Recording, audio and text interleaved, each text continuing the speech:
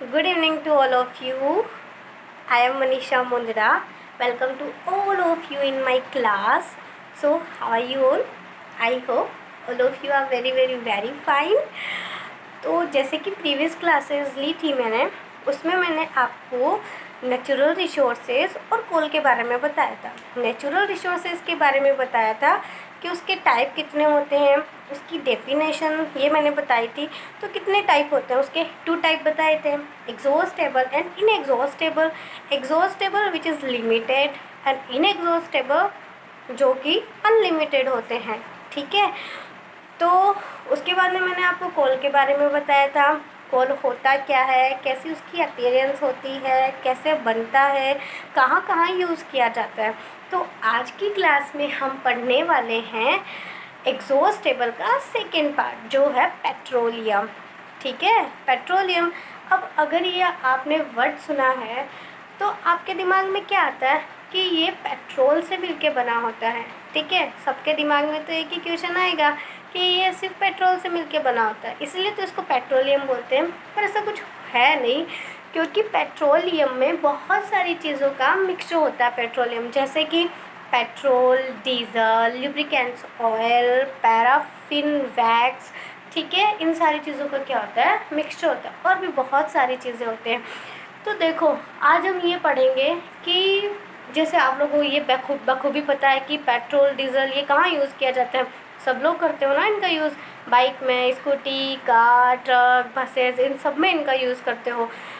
तो हम ये पढ़ेंगे अभी कि पेट्रोलियम इसका नाम पेट्रोल क्यों पड़ा, पेट्रोल क्यों बोलते हैं इसको, कुछ और क्यों नहीं बोलते इसको, कोल क्यों नहीं बोलते हैं। देखो, पेट्रोलियम लैटिन भाषा के 2 शब्द, लैटिन लैंग्वेज के 2 वर्ड से मिलके बना होता है। कौन कौन से, पेट्रो और ओलियम। पेट्रो का मतलब होता है रॉक, ओलियम का मतलब होता है ऑयल। तो चलो अब इसकी हिस्ट्री पढ़ते हैं। कोल की हिस्ट्री पढ़ी थी, बस उससे मिलती जुलती इसकी हिस्ट्री है, उसके सिमिलर ही है, बस थोड़ा सा चेंज आ जाएगा। अब देखो क्या होता है, जो सी होते हैं, जो ओशंस होते हैं, उसमें जितने भी ऑर्गेनिज्म जो होते हैं वो डाई हो जाते हैं। वो जब मर जाते हैं तो उनके मरने के बाद में, डाई होने के बाद में वो क्या होते हैं, वो उसी के बॉटम पे चले जाते हैं। बॉटम पे जाने के बाद में उस पर वहाँ की जितनी भी सोइल होती है वो उस डाइड जो ऑर्गेनिज्म, डाइड ऑर्गेनिज्म है उसके ऊपर अपनी लेयर बनाते जाते हैं।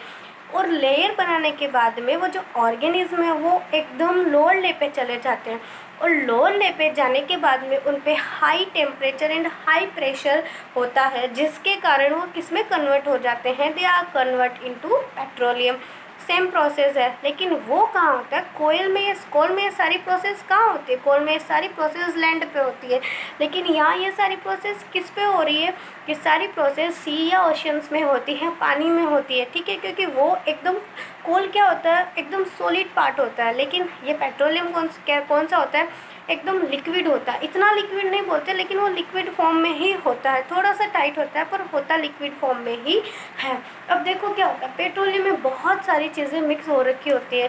पेट्रोल हो गया, डीजल हो गया, ये लुब्रिकेंट्स ऑयल हो गया। अब इन सबको कैसे कैसे अलग अलग करेंगे, ये तो सारा मिक्सचर बनता है इसका। आपने नाम सुना ना, रिफाइनरी। रिफाइनरी नाम तो सबने सुना है। रिफाइनरी में क्या किया जाता है, रिफाइन किया जाता है, शुद्ध किया जाता है, उन सबको अलग अलग किया जाता है। तो रिफाइनरी एक ऐसी जगह होती है जहाँ पे पेट्रोलियम जितना भी सामान होता है उन सारी चीज़ों को वहाँ लेके जाया जाता है। उस रिफाइनरी में वो सारी चीज़ों को अलग अलग किया जाता है, उनको शुद्ध किया जाता है, प्योर किया जाता है। पेट्रोल हो गया तो पेट्रोल को अलग कर दिया, डीजल को अलग कर दिया, लुब्रिकेंट्स ऑयल को अलग कर दिया, पैराफिन वैक्स को अलग कर दिया। और जितनी भी सारी चीज़ें होंगी उन सबको क्या कर दिया जाएगा, अलग अलग कर दिया जाएगा। ठीक है, तो ये हो गया पेट्रोलियम के बारे में एक छोटा सा, एक बेसिक सा न्यूज़ देना था इस पेट्रोलियम का।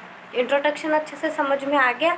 तो अब हम कल की क्लास में क्या पढ़ने वाले हैं, मेटल और नॉन मेटल के बारे में। ठीक है, तो मैं आप सब लोगों से ये उम्मीद करती हूँ आपको ये पेट्रोलियम के बारे में बेसिक इंट्रोडक्शन अच्छे से समझ में आया होगा। और अगर नहीं भी आया है तो कोई बात नहीं, मैं आपको और दूसरी क्लासेस में अच्छे से समझाने की कोशिश करूँगी।